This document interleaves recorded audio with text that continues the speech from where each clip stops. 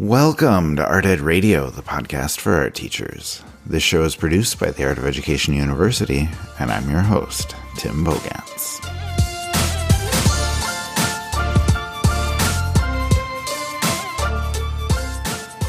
All right, welcome to November. It is a few days into November, but it is the first Tuesday of the month, the first Art Ed Radio episode of the month. So it is a mailbag episode. Amanda is here. She is ready to answer questions. But before she joins us, I want to say a quick thank you to everyone who continues to write in, either via email or answering the Instagram questions that Amanda pops up. We love hearing those, and of course we love the voicemails as well. So please keep calling, please keep sharing your questions. We really enjoy having this sort of conversation with you through the mailbag, and we love all the questions that are coming in. If you want to submit anything, you can email podcasts at theartofeducation.edu or email me, Timothy Bogantz at theartofeducation.edu. And of course, like I said, our favorite, you can always leave a voice message. The number is 515-209-2595. And then I'm going to put another ask out for this. We're going to be working on another new podcast that's probably going to come out early next year called Ask the Experts. And we're going to do a deep dive on all different types of mediums that people teach. And we would love your questions, whether you're unsure of certain things, or whether you're looking for some more advanced knowledge about any medium, drawing, painting, ceramics, sculpture, whatever you have, printmaking. Like, send us your questions, and we're going to get some art teacher experts on the show to answer some of those questions. So please feel free to send those in as well. But I think we're ready to go here. So let me bring on Amanda. We're going to share a couple fun things and then open up the mailbag.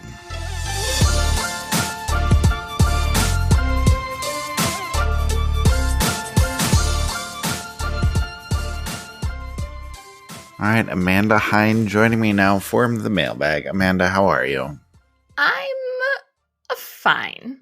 Okay. I don't want to lie to the people. I'm good.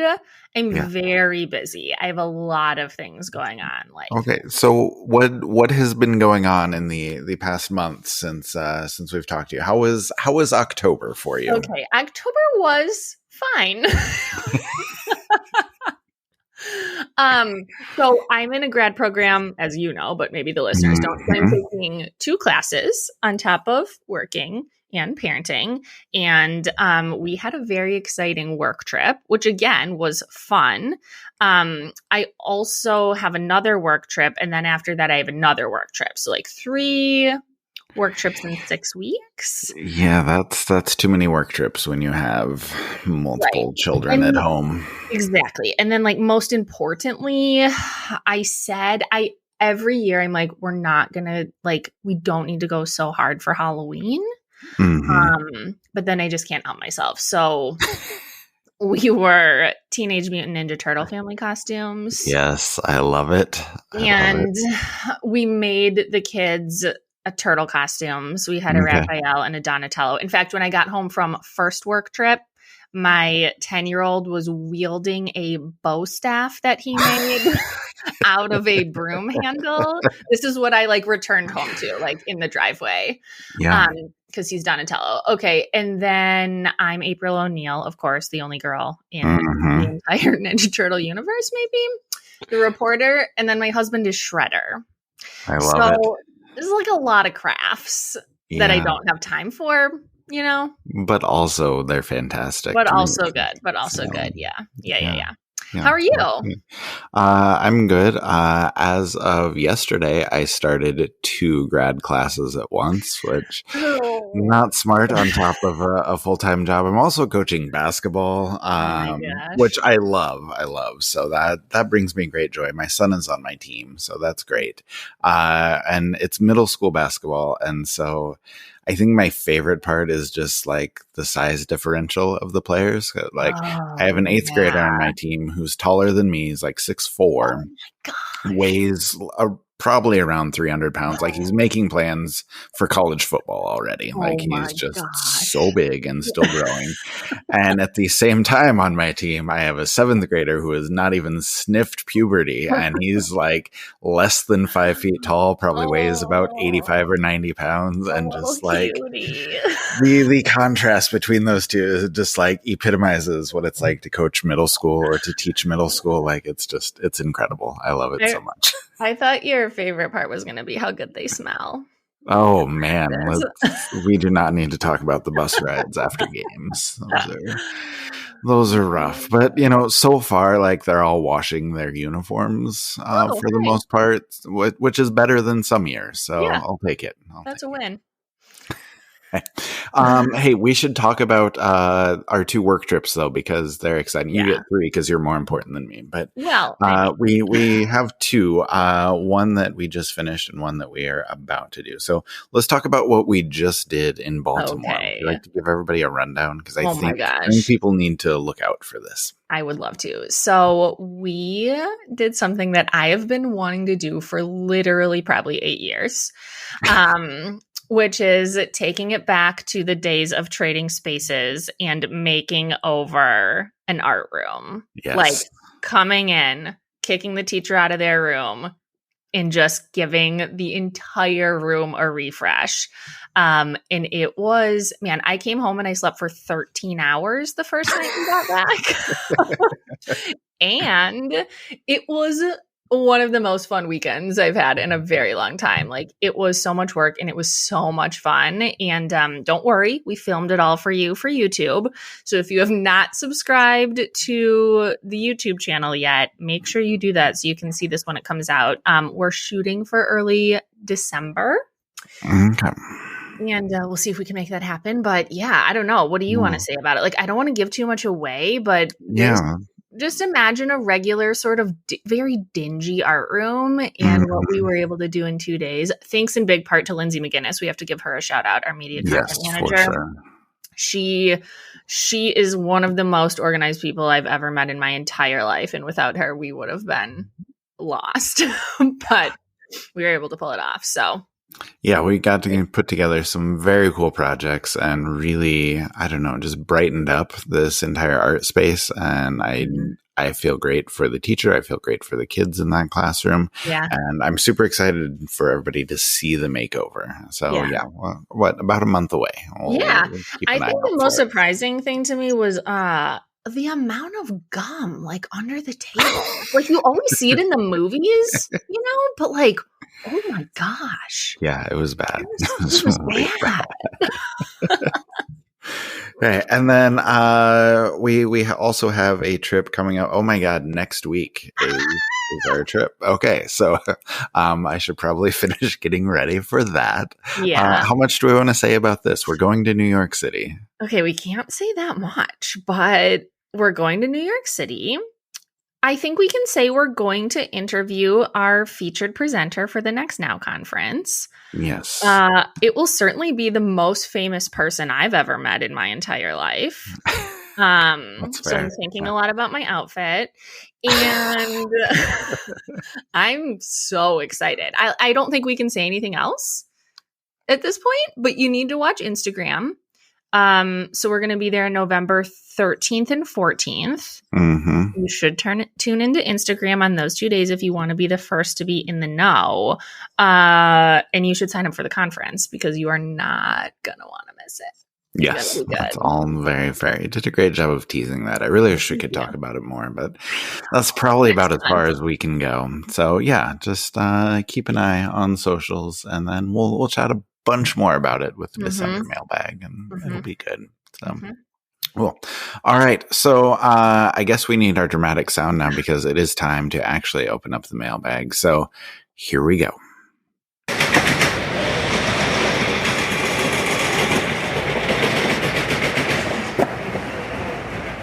All right. Now we are actually going to begin with a voicemail. Thank you to everyone for leaving voicemails. This one came in just a little bit too late to get into last month's mailbag, but we're excited to answer it for this month. This is from Ro in Massachusetts. Hello, my name is Ro. I work in Watertown, Massachusetts at a middle and high school level.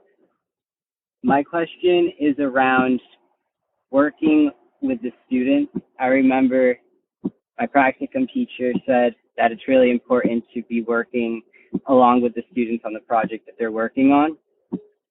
I can see the importance in this, and I feel as though every time I try, it's extremely challenging, and students are calling me over for insight and questions, and it's just a very busy room. What are your thoughts on this? That would be great. All right. So I have some thoughts on this one, if you don't mind me taking this first, Go for it. Amanda. So I would say this feels like a luxury to me to be able to sit down and work with your kids. I would say, do it when you can, but I don't think it's imperative for you to sit down and work with kids. It's great if you can.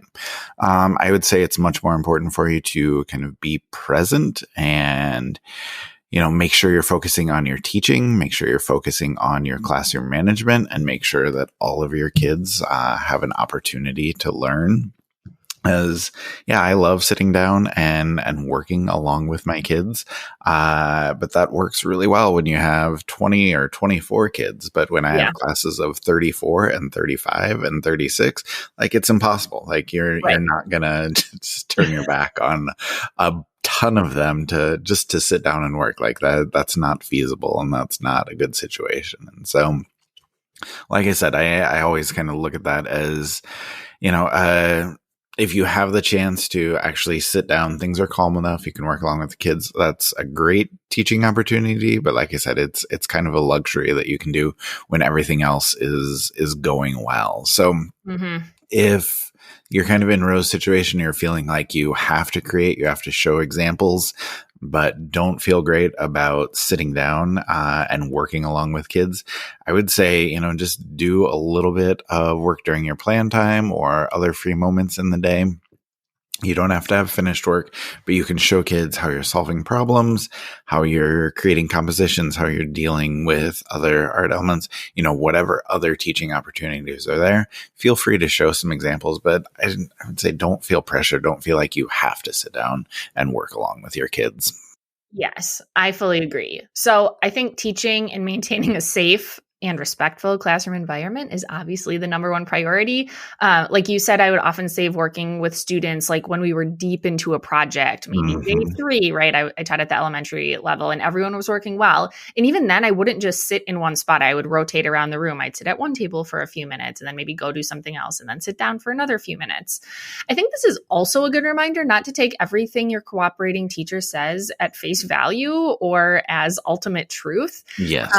You're going to be teaching at a different school with different students and your own personal strength and growth areas, and what works for one teacher who has likely been teaching for 20 years if they're having a classroom or a student teacher, excuse me, it's not going to be right for everyone, and that's totally okay. Yeah, absolutely. And just one more point that I didn't hit. Ro in their question said, students are calling me over for insight and questions, and it's a very busy room. Like, guess what? Those insights that they need, those questions they're asking, that is your priority. Like as a teacher, you need to be like following up and giving them insight and answering questions. And so, like I said, that's where your attention needs to go. But Amanda, I love your point about, everybody's in different situations, and you just have to do what works for you, and you find that through some experience. So, take the opportunity if you have it. Don't feel like you have to. Okay, next question. This is an email that came through from Sam in New Hampshire. And Sam said, last week I had to make the dreaded before 6 a.m. call to my principal to let her know that I was sick and wouldn't be in for the day. She seemed fine with it, but I still could hear the disappointment in her voice. How do I keep from feeling bad or guilty when I have to call in sick or asking for time off? Okay, well, I will just say, first of all, I think if your principal's fine with it, you're luckier than a lot of people that I've heard who will literally get yelled at for calling in sick, which is just bad administration. You can't make people feel guilty for doing that. So, I would say, a lot of those reactions come just because it's tough for principals or tough for administrators. Everybody knows, the shortage of subs, like that's literally across the country, how tough it is to find coverage. And that's probably what the principal's reaction is really about. Like they're going to struggle to find coverage. They may be in your classroom themselves, like covering that class. And, it's probably happening to them 4 days out of 5 every week. And, that's got to be tough on them. But at the same time, like that's their job. Like that's not anything that you need to worry about. You need to take care of you. When you're sick, you need to be sick and not worry about it. Then, if you need to take time off for whatever reason, take that time off, and you don't need to feel bad. You don't need to feel guilty. Like you need that time off so you can be at your best for your students when you are there. And I would say probably the biggest thing that, I would do is when you are sick, or if you're going to be gone, just leave good sub plans. So you know that your kids are doing something productive. It's never going to be an ideal situation, but if you leave good activities that are well thought out that a sub can come in and be somewhat effective with, I think that's the best you can do. Leave it at that and try not to worry too much more about it. So, Amanda, your thoughts? Yeah. Well, first of all, I don't know what the principal is expecting because, presumably you are working with hundreds of students during cold and flu season. People will get sick unless they're coming to school in a hazmat suit. So that's what I would say first. But this is a classic case of control what you can control, right? Like you said, make sure you have great sub plans ready to go. If you need help with that, there is an excellent pro pack by Lindsay Moss called Planning for Substitutes that walks you through. Such a good one. It's so good. Literally everything you need to set subs up for success step by step. And that includes plans, but also other things like where do you put your emergency, procedures and what do you do if you have a kiddo who is going to have a tough time. So anyway, check that out. But after that, after you have planned and done what you can control, it is 100% not your responsibility as to how the school district can or cannot cover your class. There are large systemic issues at play here in terms of sub shortages and whatnot that you can't address. So also your principal's feelings of disappointment are not your responsibility. You don't have to take those on. You can let her have those. Can you tell her from the therapy recently? So be as prepared as you can be for emergency time off. And after that, just focus on getting better. And if that means taking more than one day, do that, because the best thing you can do for your students is to rest when you feel bad so that you can feel better and get back to school as soon as you can. Yeah, great advice. All right, Amanda, I have another email, another voicemail, but I'd love to dive into Instagram questions. You have some good ones from Instagram? We do. Okay. All right, so our first one is from @Ms. Murphy Art. And they said, how to respond to a student who is constantly saying, I don't like it about their art. Okay, to me, this can be one of the most annoying problems to try to fix. You know what I mean? Because these kids are so adamant. And so, first of all, no, you're not alone. We have all been there. Kids do this. I feel like you really start to see it around 11 or 12 when they're making that big developmental shift of kind of noticing everyone else around them, and they get into this really comparative mindset. They feel like everyone is looking at them and judging them all the time, right? Yes. And sometimes their observation or drawing skills just aren't up to par with what they see in their head, right? They want to make it look realistic or right, and that can be really tricky. So, okay, a few thoughts here. One is just I kind of ignore it. So this was something I used to do in my classroom, but then was validated when I became a parent from a parenting expert regarding kids saying things like, I don't want to go to school, right? So the idea is you're just kind of ho-hum about it and then redirect. So for example, at the beginning of the school year, my 6-year-old would be like vehemently opposing school. I'm not going to school today. I won't get in the car. I'm not getting dressed, etc. Right? And I would be like, okay, like, what do you want to eat for breakfast? Or like, do you want to wear your Pokemon shirt or your Meowder Space Cat shirt? Right? So like you validate them, you hear them, and then you just move them in another direction or distract them with a decision. Yeah, this is exactly my strategy in the classroom. You know, when kids are like, I don't like it. I mean, I'm sure there are, more underlying issues, but my thought was always, oh God, that's annoying. Like, I don't want to deal with you seeking attention in this way. And so I would always just say, oh, okay, I really do like it. And then I would point out something specific in their artwork that I thought was really good. And then I would point them in that direction. Like, oh, and they're like, I don't like it. I was like, oh, but you're doing a great job using color. Look at how you blended those blues right there. Is there anywhere else that you can blend some colors? And then they're just on with that. And that, for whatever reason, generally worked fairly well. But I don't know. I'm sure you have more ideas than that one strategy that I have. I do. But I think that's a good call out that you have to get at the root of why they're coming up to you, right? So if the student is really actually upset and you've tried like, oh, I hear you're not liking this. Like, well, it's work time right now. Do you want to, do you feel done with the drawing step? Do you want to move on to color? If you've tried sort of that strategy and they're really just in their feelings or shutting down, which can also happen, I would try a short discussion and sort of approach it from a solutions perspective. So again, like you're validating their feelings. I hear you. You don't like it. Okay. A couple of questions you could ask would be like, oh, like what's making you feel that way? Is there anything we can do together to help make this project more positive? Can you tell me about the parts that you aren't feeling are successful, right? And then you can sort of narrow down what might be going on and find a way forward. So, it might be that they have low self-esteem and maybe they need like a more exploratory experience to get back on track, right? Like take the pressure off. Maybe they can voice that they're lacking a specific skill. Like, I really don't like how I drew this, I don't know, still life object, right? And maybe you can address that with like a short boot camp with them. Do they just need like a timeout from art, right? Like, are they just like, oh, they're saying I don't like my art, but what they really mean is like, I need to get out of this room for a hot second. And you can, send them to the, well, I'm going to say bubbler because I live in Wisconsin, but to the rest of the country, that would be a water fountain. Yeah, water fountain / drinking fountain. Yes. To go get a drink. Or maybe they're just really craving some one-on-one adult attention, right? Because their needs aren't being met at home. So trying to get at the root of the behavior, I think, can really help you figure out how to address that. Yeah, I think that's some great advice. All right. Second Instagram question is from at Lowen's Art, I believe is how you say that. And they said, I would love some suggestions for high school accounts to follow on Instagram.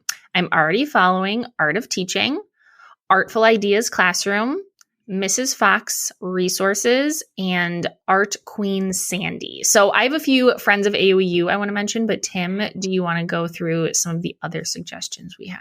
Yeah, for sure. I put together a couple. We put it out to our team. They had some awesome suggestions. If you're looking for ceramics, Karen Kick, she's at Karen Kick Art, Sarah Mundy, SAJ Ceramic, and Hope Kathleen Lemansky Smith. I think that's Lemansky nice Studios. Job with that name.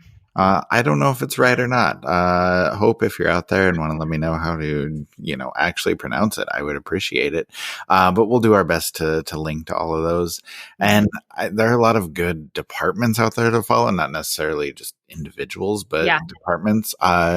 George Washington High School in San Francisco, GWHS _art, and We Make BHS. I think that's Barrington High School in Illinois. Those are two really good places to start.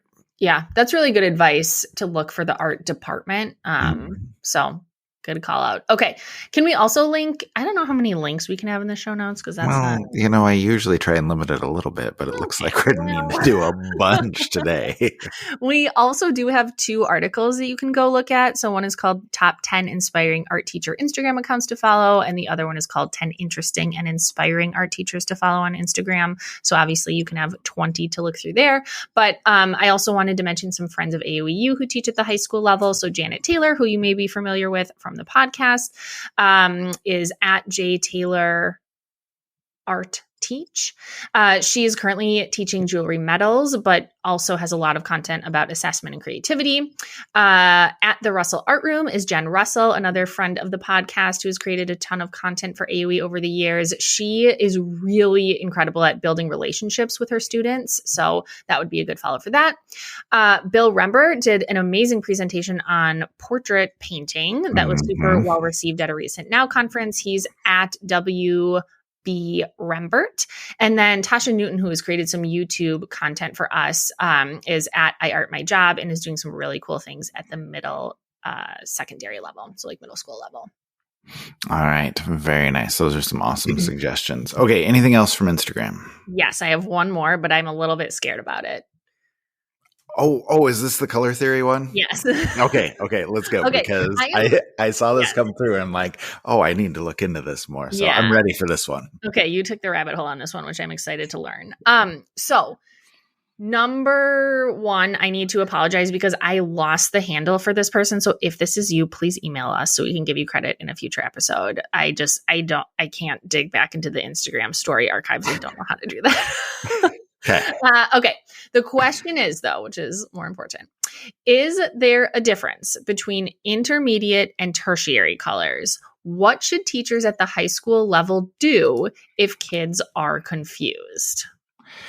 Okay, so I will admit I saw this question and I said to myself, what are intermediate colors? Because that has never come up in high school. Right. And like those are what I have always known as tertiary colors. Same. And so I'm very curious to hear from people, like whether you use the phrase intermediate or whether you use the phrase tertiary for these colors. And actually, Amanda, while I'm blathering on here, will you do me a favor? Can you go to the Merriam-Webster website and just look up tertiary color? Because I looked at this to make sure I wasn't going crazy for the definition, and I would love for you to read it in just a second. Okay. Yes, on it. Okay, so basically, we all know what our primary colors are. Okay, we all know that Okay, that's a whole nother debate. Are we doing red, yellow, and blue? Are we doing cyan, magenta, and yellow? I don't think it matters in this case. Are we going digital and going, RGB or CMYK? Right. Like so many options. So anyway. Let's say, for argument's sake today, that our primary colors are red, yellow, and blue. We mix those to make orange, green, and violet, and those are our secondary colors. We can mostly go ahead and say that we have a common debate about violet or purple, but yeah. Right. But then when you mix a primary with a secondary color, let's say mixing red and violet, you get red violet. I have always called these tertiary colors, but I am learning that there are a significant number of people that call these intermediate colors. And they seem to get very upset with you when you call them tertiary colors, because tertiary colors are something very different in their world, where you're mixing, just like red violet with yellow green. And why you would mix those ever, I don't know, but that's how you actually create tertiary colors. But yet, when I look up what this says in the dictionary to try and get a definition, and figure out what is the difference between intermediate and tertiary colors. Merriam-Webster tells us what, Amanda? Okay. Merriam-Webster's not really helping us. She tells us, number 1, well, there's 2 definitions. Okay. Yes, here's our problem. Here's the problem. The first definition for tertiary color is a color produced by an equal mixture of a primary color with a secondary color adjacent to it on the color wheel, which is what we thought. But then it also says a color produced by mixing two secondary colors.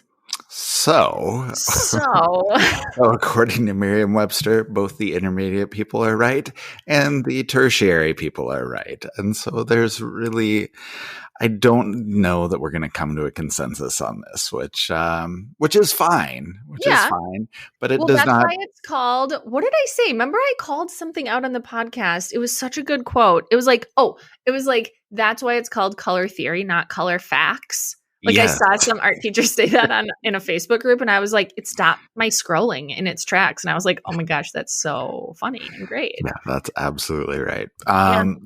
So I guess to try and answer our Instagram question, I would say just try and be consistent with whatever definition you take, with whatever approach you take. And so I don't know. I mean, you can call them intermediate and you can call them tertiary, and you can talk to your kids, especially at upper levels, about how there are lots of different theories. Like you said, theories, not facts. And, I would just say decide what's important to you when you're teaching color. Like for me, we always just talk about, hue, value, and intensity when it comes to colors. And kids can get a long way when they just understand those. And then I spend a lot of time just creating new colors and mixing colors, which may or may not be within the color wheel, and talking about how you create harmonies, which is, I'm not going to rant too long here, but that's an entirely different thing, because harmonies look different to everyone. Like what's pleasing to your eye is differentiated by what your gender and your age is and the mood that you're in and the experiences you've had in your life, and so many different things. So again, there's no hard and fast rules. And so, I would say just be consistent with everything that you're teaching. And Amanda, you brought up the point previously that just try and be consistent amongst grade levels or across your curriculum, right? Yeah. I think, just have alignment. I think this is why it's important, right? To be involved in your curriculum writing committee. I know that sounds so boring, but it's. But if you have strong feelings on intermediate and tertiary and what language we should be using. But be aware of what the kids coming to you, right? If you're at the secondary level, have learned. I think older kids can handle the discussion of two things are true, right? Some people believe this, some people believe that. You may want to introduce that idea, but then just make it very clear which one you are expecting them to use in your classroom. And I think we'll all get through this, and we can all grow up to be adults who argue about this on whatever social platform is happening in 10 years, just prepare your kids. Yes. All right. Can I dive back into emails? Yes. All right. Next one caught my attention was from Josh in Illinois. I feel like this is a great question. Josh said, we talk all the time about the best ideas we have and the best things we've done in the classroom, but I think we should normalize talking about the worst too. Everyone makes mistakes, and I think we can support each other if we share some of our mistakes and what we did to fix them. Do you have any big mistakes or big regrets from something you've done in your classroom? I love this question. I love it, and I hate it too, because you have to be vulnerable to answer this. Put it out there. People already know we're bad at skiing. Yeah, so that's true. We already talked about some of our failures. Yes, that's very true. So I will chat just a bit about mine, Amanda, if you want to think about yours. Okay. I would say one of my big ones, especially when I first started teaching, is a lot of the comments that I would make to students, not like inappropriate comments, but just I like to talk to my high school students as though they're adults and have normal conversations with them. Yep. But for me and my sense of humor, that includes a lot of sarcasm, a lot of not disparaging comments, but just you're kind of cranky. Right, I am, and have kind of a rough sense of humor sometimes.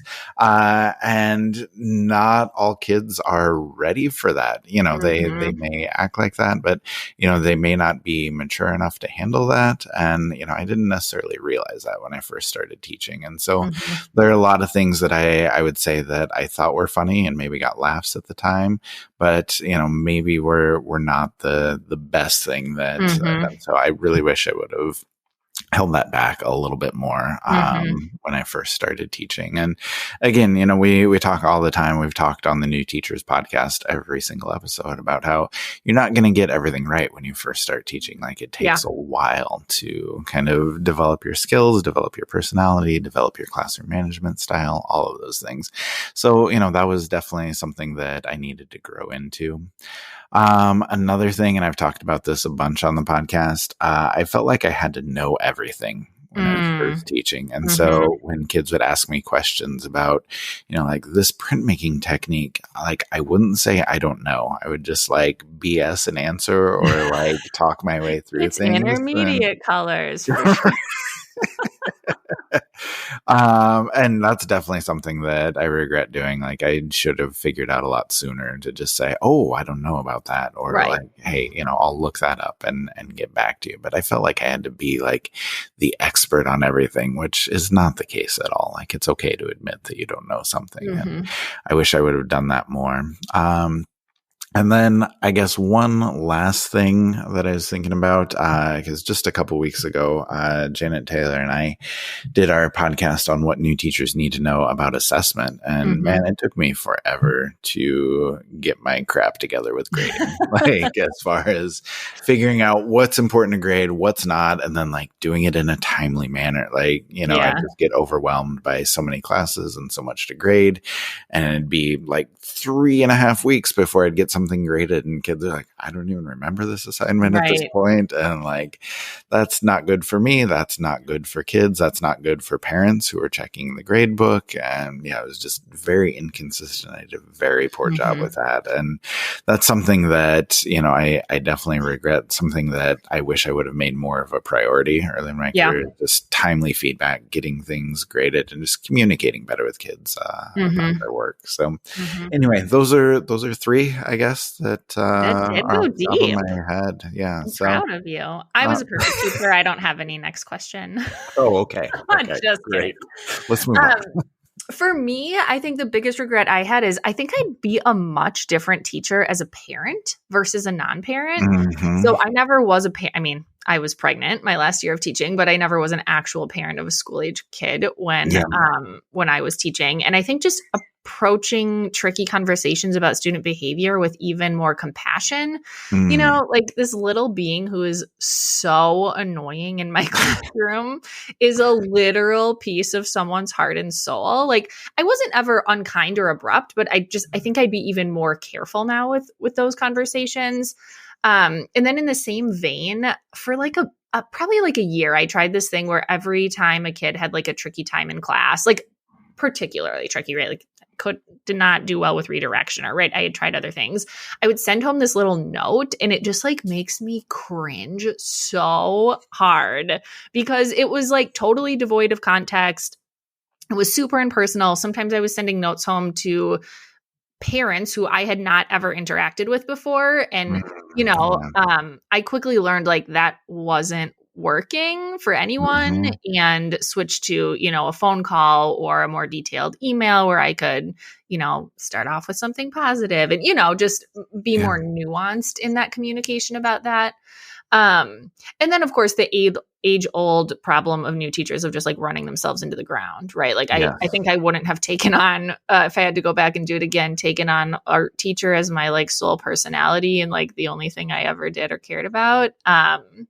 You know, just like that's not, your job is not your whole life, and it doesn't have to be, you know. For sure. So no, and that's why we talk about those things, because that's a piece of advice that I think gets missed by a lot of people. And so, you know, it's good to hear you say that. And I would do the same if I had to do it again, you know, just try not to do quite as much. So, all right. But anyway, Josh, thank you so much for that question. I think that's a good one.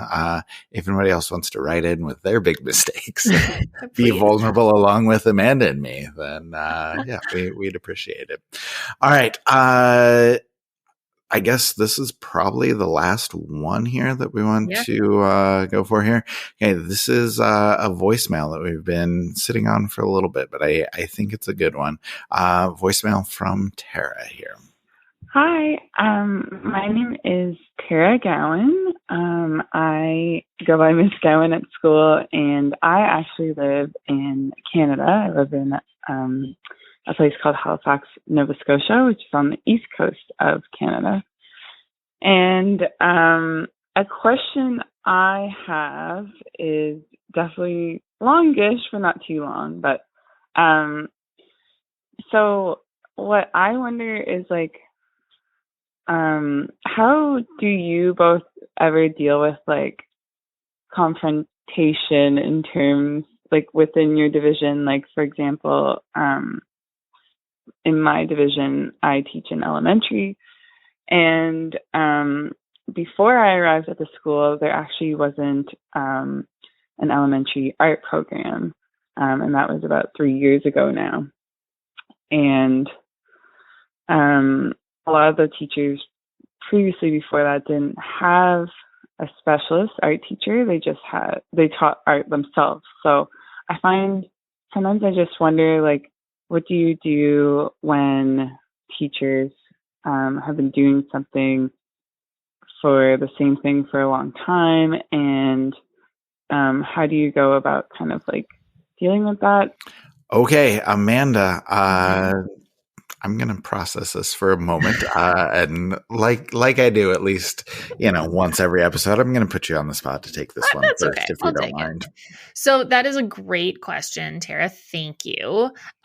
This is interesting because we had a very similar question come up during a discussion I was having with some of our graduate degree students. So I have the privilege of occasionally sitting in on some capstone presentations. And this group of particular grad students were talking about how they were learning all of these cool new strategies and techniques in their grad program. And they were so like, the only way I can describe it is like on fire, right? For bringing these ideas into their teaching practice. Like they were amped up about these ideas.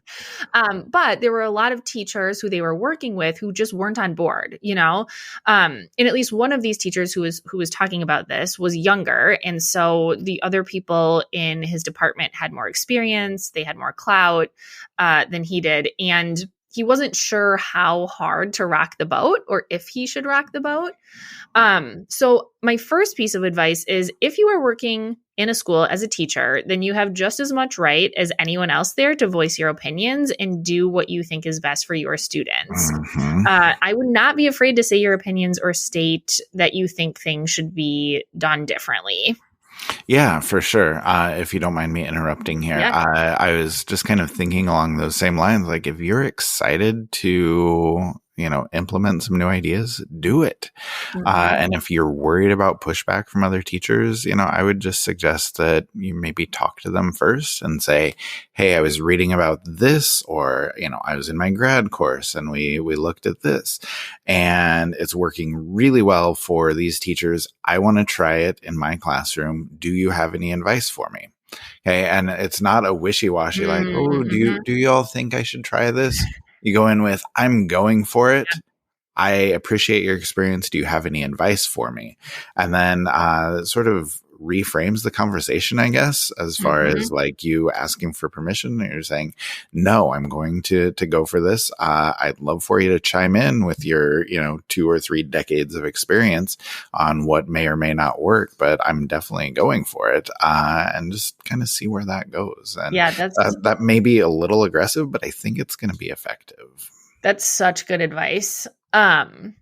One personal example I have is I was the youngest I was a baby teacher, right, on the curriculum committee one year. And we were asked to come up with standards-based grading outcomes and then like realign and rewrite our whole curriculum, right? And I sat in this room for literally 3 hours while 2 very experienced older teachers talked about how they didn't want to do it and they didn't believe in it and weren't going to do it. And I finally was just like, so familiar.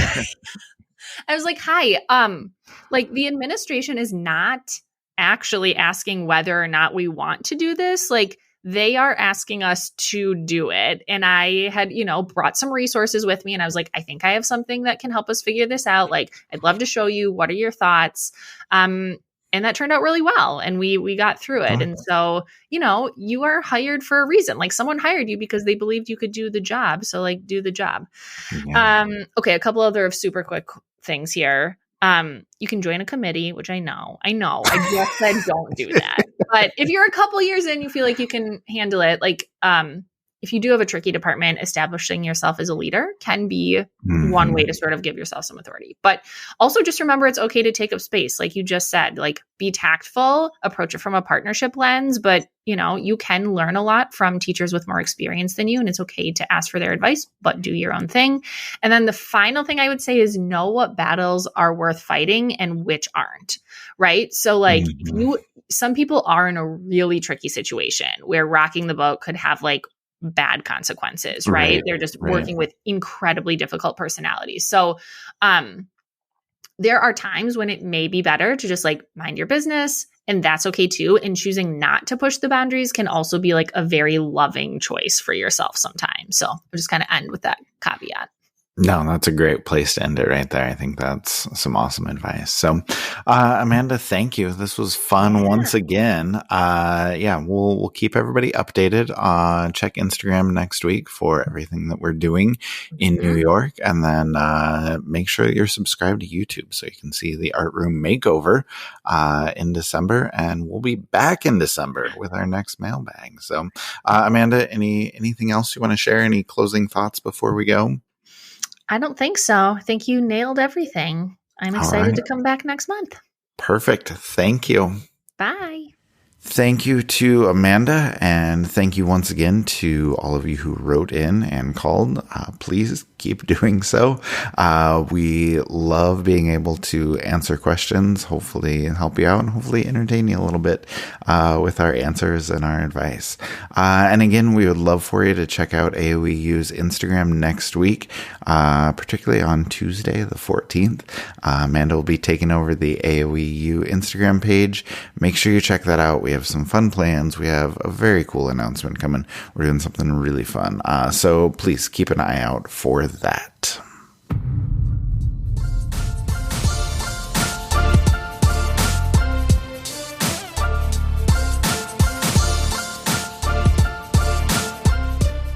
Art Ed Radio is produced by the Art of Education University with audio engineering from Michael Crocker.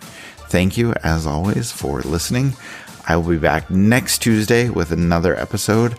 I think we're going with some more art history tips. Hopefully we can get Kyle Wood on the show. And Amanda will be back at the start of December for our next mailbag.